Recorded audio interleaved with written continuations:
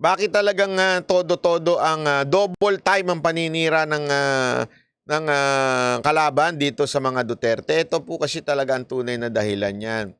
Si VP Sara po talaga ang most trusted government official ng bansa. Saan ka nakakita? First time in the country. Ayan sabi dito, sa Pulse Asia, si Marcos 73%, si Subiri 51%, si Speaker 73%. Parang di ako naniniwala. Sa Pulse Asia. 73 si Speaker?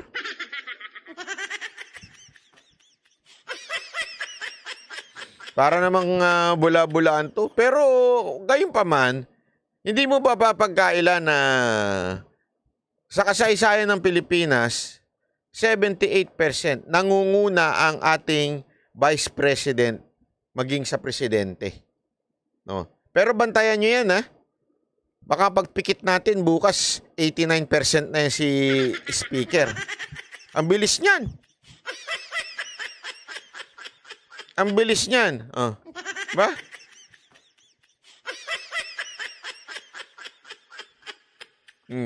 Ayan, sabi naman itong isa, takot ba? Okay lang yung vlog na lang importante. Hindi ako takot. May date nga ako eh.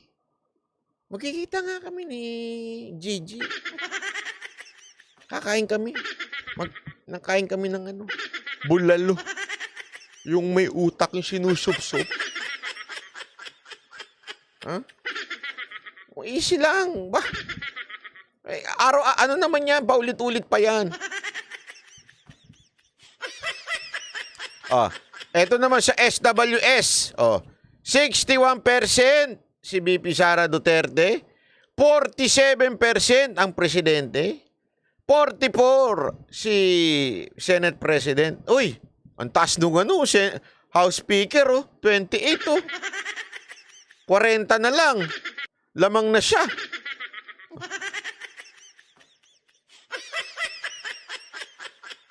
Alam mo, Romualdez, kung ako sa'yo, sa totoo lang sayang yung kay Nino. Hindi ka tumataas eh. Kahit anong nyo kay Nino, walang nangyayari.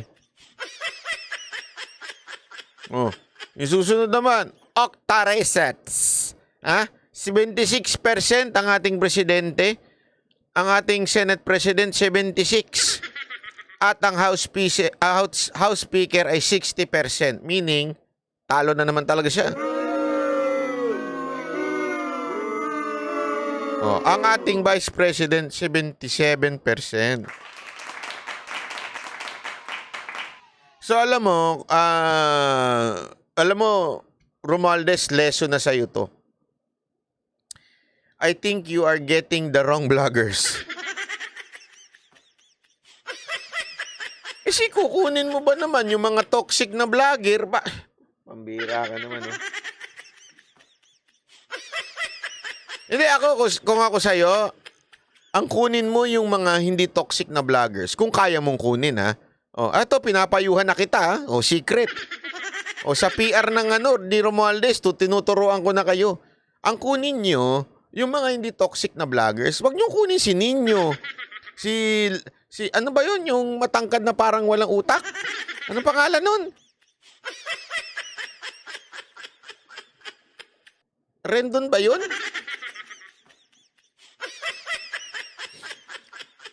Di ba? Yun ang kukunin yung vloggers. Puro mga walang utak. Si Makagago pa? Isa pa yun. Kinuha rin ba nila si Makagago?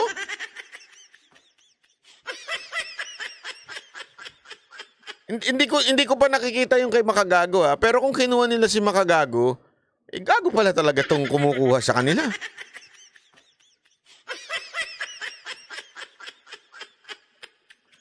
Alam mo ako yung style ni Makagago, halatang walang utak eh. Alam lang mangbaboy ng tao, pero hanggang ganun lang. Halata naman yung mga sinasabi niya. Although, kasi alam mo naman ng mga Pilipino, hilig siya chismis. Ang hilig man chismis, mag-chismis. Kaya, kasi si Makagago, mahilig mag-chismis yan eh. Gumawa ng istorya. Ang hilig niyan yung nag-iimbento. Yung basta na lang, yung may alam siya, alam mo yun, puting, alam mo rin, dyan nagsimula ang tunay na puting ahas. Si Makagago. Pangalan pala, Makagago na eh. Di ba? Si Makagago, magaling lang. Magaling naman talaga siya. Magaling lang siya mambaboy, mambuli. But that's it. There's no truth to his words. Yun ang totoo dyan. Magaling lang siya magchismis, mamburaot. Nakita niyo yung ginawa niya dun sa ano? Yung ginawa niya dun sa flip top na binash, parang dinish niya yung ano ba yun? Ex-battalion ba yun? Oh, yun. Tapos nag-away-away sila. Sa totoo lang, magaling si doon, ha? Si Makagago. Ang galing niyang mang-dish. Tapos itong mga wala. Napikon. O edi panalo yung tao. Pero sa totoo lang, wala namang kwenta yung sinasabi niya eh. Wala nga siyang talent mag-flip top eh. Kita niyo, walang katalent-talent. Yun ang flip topper na walang talent. Ano ang alam? Manggago. Hindi pala flip top yun. Sa sunugan yun. Tapos, dinish niya lang lahat ng rappers. Oo nga eh. Ang problema doon, yung mga rapper naman, pikon. Dapat hindi kayo nagpapikon doon eh. Dapat, kung dinis kayo, ganun din ang gawin nyo. Magtapatang kayo. Actually, dapat niyang ginawa nila yung pag-flip top nila. Alam mo yun, may talent. Kasi mahahalata ng mga tao yun. Si Makagago, parang gago lang. Tapos ito, yung banat nila, may talent. Ang problema, napikon sa kanya. Kaya tuloy, tapos, hindi ko nga magets eh. Kung totoo yung sinasabi nyo kung totoo na kinuha talaga siya ng mga Romualdez, hindi ko kasi alam hindi ko pa napanood. Palpak na naman to si Romualdez. Kasi ang problema, alam mo, ang dapat kukunin mo Romualdez, kasi tingnan mo yung ratings mo. Pababa ng pababa. Mahilig ka ba sa spaghetti? Hindi, dapat ang kukunin mo, yung talagang may utak, na magpapaliwanag ng mga bagay-bagay na ginagawa nyo. Hindi yung utak na sa talampakan. Diba yung katulad din ninyo, kukunin nyo yun?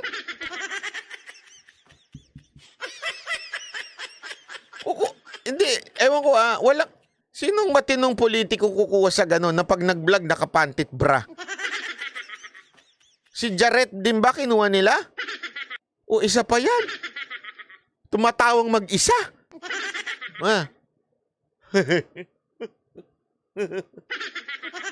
Tapos babasahin yung sinasabi niya. Kakairita. Alam mo yun? Magpo-posing na sobrang tagal, tatawa mag-isa.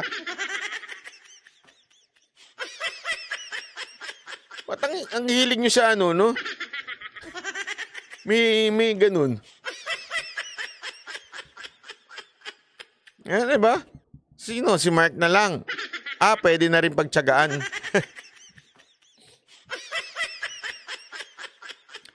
Dapat kasi ang magano sa kanila yung may utak eh. Kasi alam mo, tama naman yung ang issue sa social media, yung paingayan ng paingayan, mga ginagawa ng mga vloggers na nag-iingay. Pero minsan kasi, tandaan nyo, kailangan maipaliwanag sa tao. Kailangan yung kayang bitbitin yung lengguwahe sa politika na naiintindihan ng taong bayan. Kailangan sumadsad yung impormasyon, kailangan sumayad sa baba para talaga maintindihan ng taong bayan. Pero kung kukunin nyo yung mga nasa baba, yung sadsad na nga ang utak, sadsad pa magsalita, hindi naman maintindihan yung talagang message, ika nga. There is a message that needs to be interpreted, na ma-interpret sa baba. Ang problema, wala eh. Bobo na nga yung kinuha. May sayad na nga yung mga pinagkukuha. Tapos hindi nga nila maintindihan kung ano yung issue. Kaya tuloy mali-mali yung issue nila. O sino maakit nila? Yung kapwa nila mga tanga. Tama, mali. Tandaan ninyo, ang naaakit ng taong nagsasalita ay yung katulad din niya. So kung yung katulad niya tanga, yun lang ang maakit niya, tanga rin. Kung yung taong nagsasalita may alam, yung maakit niya yung may mga alam. 'Di ba? Yung open-minded. Pero kung gusto mong akitin, eh yung mga bobo lang talaga, yung walang alam, eh pambihira. Sila lang din. Oh, eto tingnan nyo to. Oh, eto naman sa survey sa Senate, pakita natin. Ayan. Oh.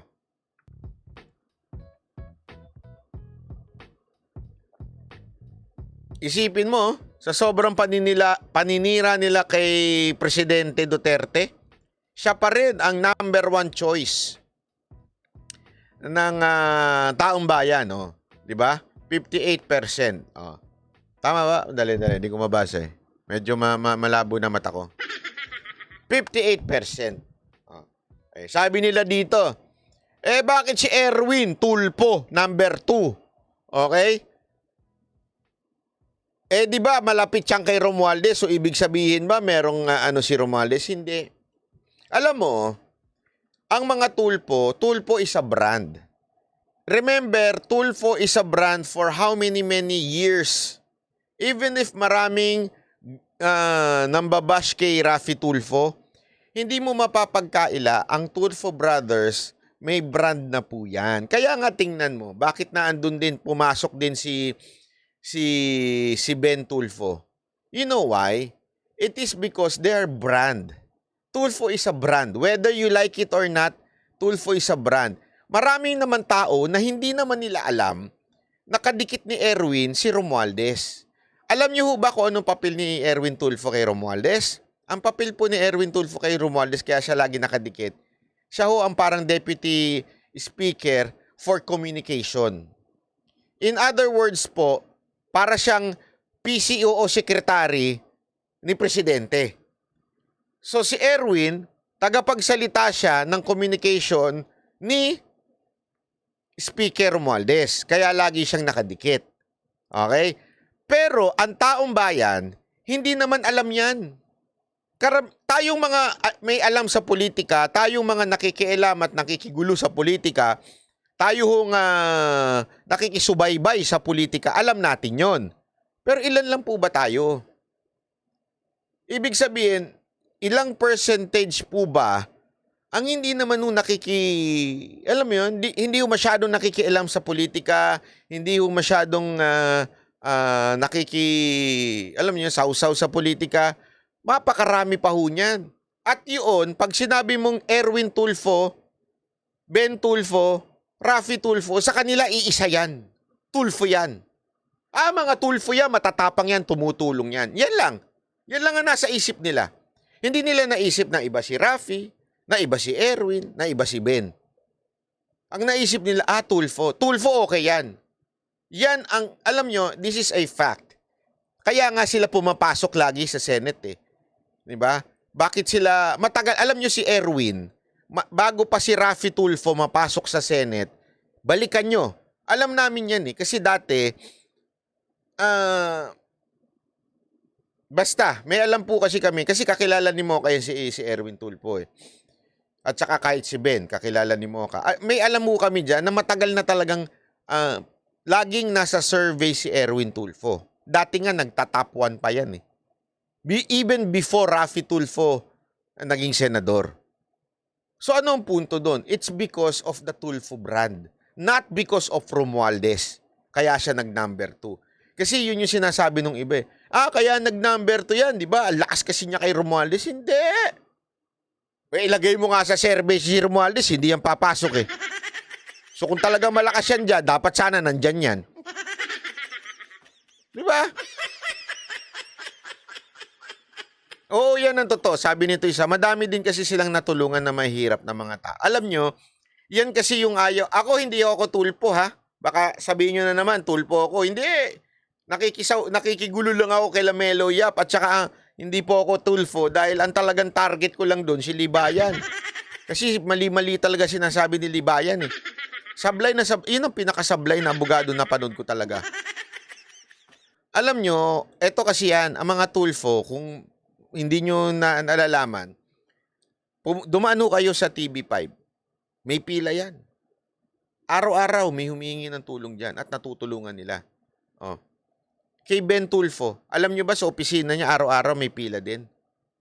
Nung panahon ni Erwin Tulfo na hindi ko na ngayon alam kasi dati may opisina rin si Erwin Tulfo.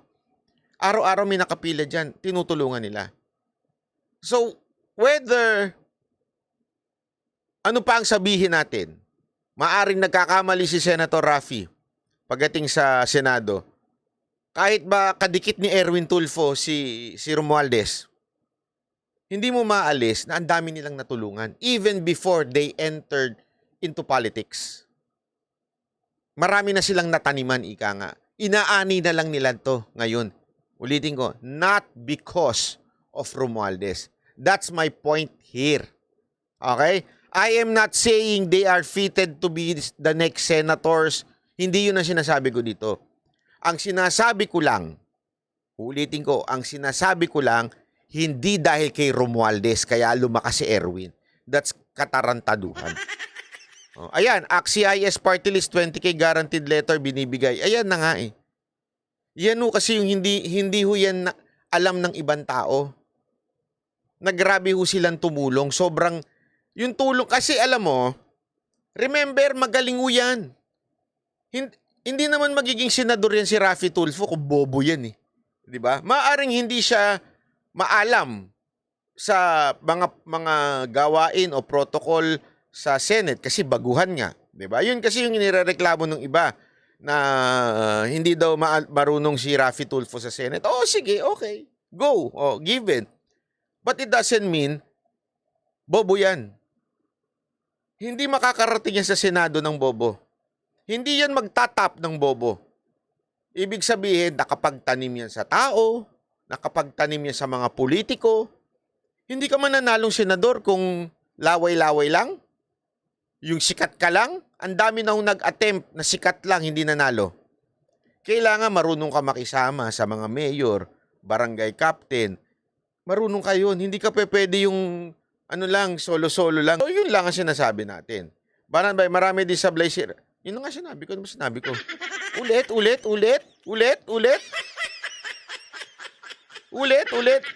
Kasi sabi ko lang kanina, sabi nito, Banat ba marami din sablay si Raffy Tulfo, bakit parang hindi ko naririnig? Baka hindi ka nakabukas ang tenga mo. Mahirap talaga makinig ang taong hindi nakabukas ang tenga. Yung nagbibingi-bingihan, try mo.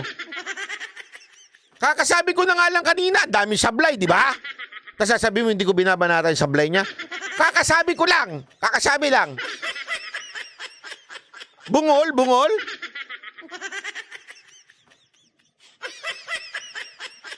Kakabanggit ko lang, di ba? Oh, kalma. Baby, kalma. Huwag mo naman akong bigyan ng dahilan para tabihan ka. Kalma. Ang punto ko lang dito, hindi ko nga sinabing they are, they deserve to be senators. Hindi yun nga yung sinabi ko. Ang sinabi ko, hindi kaya nandiyan si Erwin, it is because of Romualdez. That's my only point! Anak ng ulit-ulit.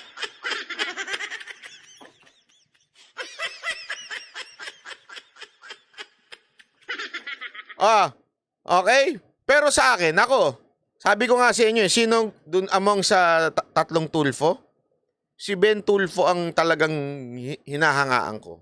Hindi, ito, ilang beses ko na sinabi yan. Kasi pinanunod ko yan, tatlo na yan eh. Si Ben Tulfo ang nakikita ko talagang may future to si Ben. May future to. Hindi nga yan Hindi yan mapapel, hindi yan maepal, hindi yan madikit sa politiko, pero bakit nasama siya sa pang 12? May future yang mama na yan. Yang si Ben Tulfo. Magaling talaga yan. Actually, yung firm niyan, at saka yan, dikit yan sa mga Duterte. Ano yan, talagang, yan ang, Duterte supporter talaga.